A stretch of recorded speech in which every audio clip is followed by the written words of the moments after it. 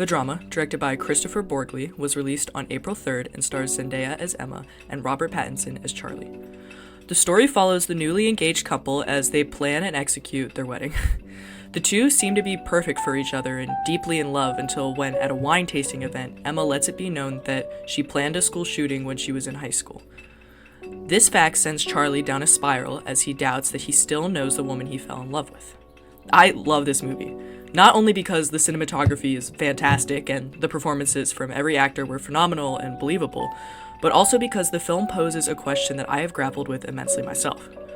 Are thoughts, even if not acted upon, worse than actions, and should others be condemned for them? In the scene where Emma tells her secret, the three others at the table also tell things that are socially unacceptable. Rachel, Emma's maid of honor, locked a mentally disabled kid in a trailer closet and left him there when she was a kid. Mike, Charlie's best man, when on a dare, used the woman who he was with to fend off a stray dog. Charlie cyberbullied a fellow classmate until the victim's family had to move away. So why is Emma's thought to plan this shooting worse than the others' terrible actions? And why do all three of them act to condemn the plan she didn't actually go through with? The drama is working to show the viewer the paradox that a person can fall into if they act too heavily on a victim complex and with performative virtue. Then, the film goes further and uses psychoanalysis to trick the audience as Charlie is tricking himself into thinking he doesn't know Emma.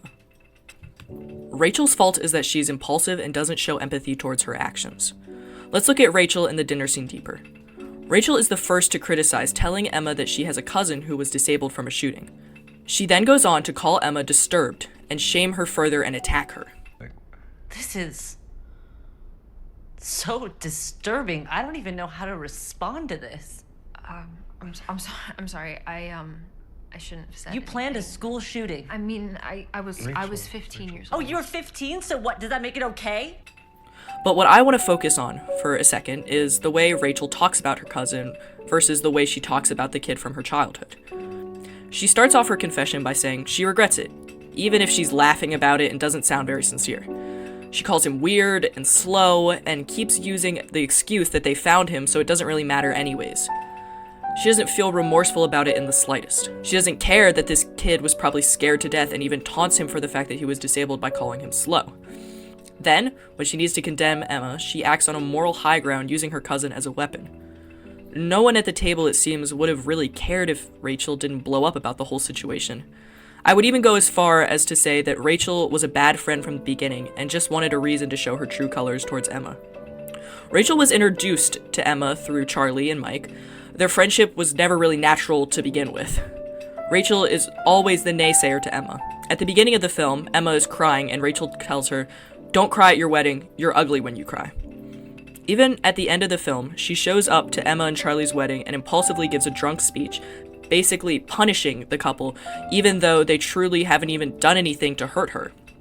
She is acting purely on a victim complex and using anything to act like she is above them in this situation and that she is in the right. Even though, in proving that she is above them, she is continuously making faults that fall short morally. She hates anyone who isn't on her side or doesn't align with her worldview. Charlie, throughout the movie, falls victim to Freud's tactics of defense to trick himself and the viewer into thinking that Emma is not the woman he knows. This ultimately leads him to his destructive downfall. Charlie's main fault, as demonstrated by his confession in the beginning of the film, is that he indirectly harms and isolates others. He does this exact thing to Emma while he is trying to better understand her. The first time he has any real reaction to what Emma confessed is when he has a dream where he is a third person to his own wedding, seeing all his guests dead, and then flashes to Emma in a wedding dress.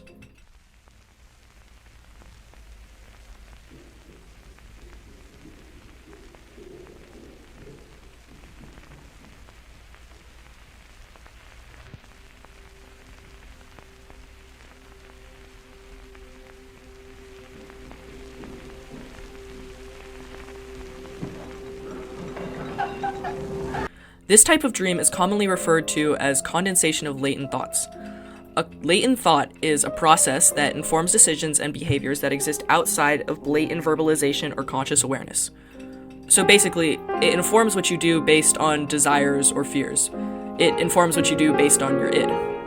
This ties into his dream because of the stresses he is under. The setting of the dream being at their wedding alludes to the heavy stress that the planning of the wedding is putting on the both of them. Then everyone at the wedding being dead and the camera flashing to Emma is based on this newfound stress of Emma's secret. Everything is condensing into one nightmarish dream. This dream only worsens his stress around the wedding. Next, the more the film goes on, further Charlie falls into this selective perception of Emma that makes him scared of her.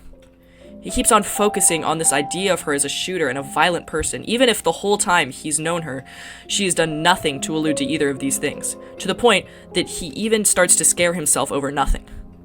He does this mainly during the wedding photography scene, and just when he's around his house. In the wedding photography scene, the wedding photographer keeps on talking about her shot list. I'll shoot you first, then your parents, then I'll shoot you and your parents. Then I'll do the maid, grandparents. You don't have any siblings, right? No. Okay. Then I'll shoot ring bearer. Then I'll get your full length back address, putting on veil. Then I'll shoot you. Same thing, with and without parents. Besides being a little bit of comedy for this film, it almost serves as an incitement into the only thing that he's thinking about at this moment. I think that the photographer is not being as blunt as Charlie thinks she is. I think that he's only focusing on what he's stressed about at the moment and what he wants to hear. Then later in the scene when the photographer is taking photos, Charlie imagines that he is posing with Emma as a kid with the supposed rifle that she was going to use. Then it switches back to Emma, as she is in present day, with the rifle, until Charlie snaps out of this perception. He also begins to recontextualize memories of them together. He has memories of the two of them going on dates, and he mistakenly puts Emma when she was 15 into the spot where present Emma should be. He can't see Emma just as who she is now. He can only focus on her past. Charlie is making himself think that he doesn't know Emma anymore, even though they've known each other for 2 years at this point. Finally, the movie shows us, even with detail, that Charlie's perception of Emma is changing. My favorite of the details being the photo on the fridge. When the photo is shown earlier in the movie, it's simply a photo of Emma showing off her wedding ring. Later in the movie, she's got a handgun to his head. Selective perception. To wrap this up, Charlie even mentions Freud at a point in the movie. He says, Freud said something like, the feelings that we don't talk about get buried alive, only to come out in uglier ways. Now, he's framing this in regards to Emma, but he is the one that falls victim to it later. He's bad at communicating and telling Emma how he feels about this whole situation, and just continues to try and brush it off and justify it to himself until it all comes out in his wedding speech. Can you just please, can you just stop gossiping? All right, it's just our wedding. She didn't do anything, okay? She didn't do anything. He is trying to displace what he's going through onto Emma. Then, through this perception, displacement, and selective memory, he further isolates Emma, whose whole past actions were based on how depressed and isolated she was. He indirectly harms her in this way, and he focuses on what she did and not the fact that she's worked to change it. Now, my driving question. Are thoughts worse than actions? I've always wondered about this question, whether it's in regards to me, in regards to others, or in regards to this movie. To be blunt, I had a friend in my childhood who reminds me of Emma, and the way I acted with him reminds me of Charlie. He would tell me violent things he was thinking of doing, and then not act on them. How was I supposed to not be scared of him? And we had to see each other because we were neighbors, and our parents were good friends. Whenever he would tell me about the types of thoughts he was having, I would try to displace them, blaming it on his surroundings or things that had happened to him. Then I made myself scared of him because, like Charlie, I would focus on the little things and then further recontextualize them until I felt like I didn't even know him anymore. Later on, our friendship fell apart and he moved away. Years after that, I reconnected with him over Instagram because I wanted to see how he was doing. He had completely changed the kind of person he was. He was kinder and he was more successful than me. He had put in the work to change. I don't know why, but when I first reconnected with him, I couldn't bring myself to believe that he had done the work to change himself. I was in denial.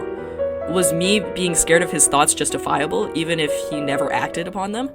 Was I right to think he hadn't changed? While this situation isn't exact to the movie, I still think it's applicable. But I do have a situation that is closer to the context of the movie. When I was in 7th grade, I had moved schools and got practically adopted by a new friend group. In that friend group, I had one particular friend named Lily. That's not their actual name. But, I would probably have considered them my best friend at that school.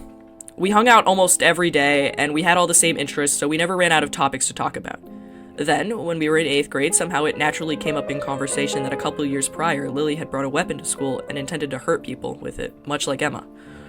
I heavily fixated on that for a while and didn't feel safe around them for a bit. Where me and Charlie differ in this situation, however, is that I talked it out with my friend and I didn't repress it until everything came out at once.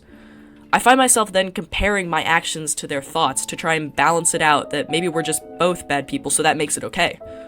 Sort of like how Charlie cheats as a way to lower himself to her level. So, in these situations, are the harmful and violent thoughts scary to others? Yeah, they are, but are they worse than if someone had actually acted upon them? No. I don't think thoughts can define a true person's self. Maybe I'm just crazy, but I find that everybody has violent thoughts depending on what they're surrounded by. People tend to copy, and Emma was no different. The culture of internet shooting aesthetics and glamorizing shootings and shooters combined with depression is what led her down this path. She just wanted to either be seen or fit in somewhere. She even says that once she was done with those ideals, it felt like waking up from a bad dream. That's not who she really was. Actions count more than thoughts, and she took the actions to make herself a better person and an advocate. She made the change that others can make too. So yes, the drama leaves a lot for the viewer to think about in the context of the world today. The film is very culturally significant and tackles a lot of challenging topics well. I think the fact that they also make this a comedy made it really feel more realistic, like the characters are actually reacting the way real people would react. I also like that this film is not as black and white as some people would have you think it is. Every character in this movie has a fault, and no one in this film is perfect, just like in real life. I saw somebody say that this movie would work well as an anti-drinking ad, and I fully agree. I just felt I had to share that because it's funny. But in all seriousness, I hope you enjoyed this video, and maybe it made you think a little harder about this film than you did upon first watch. Thank you. Thank you for a good semester. Bye. When you're sitting on your own.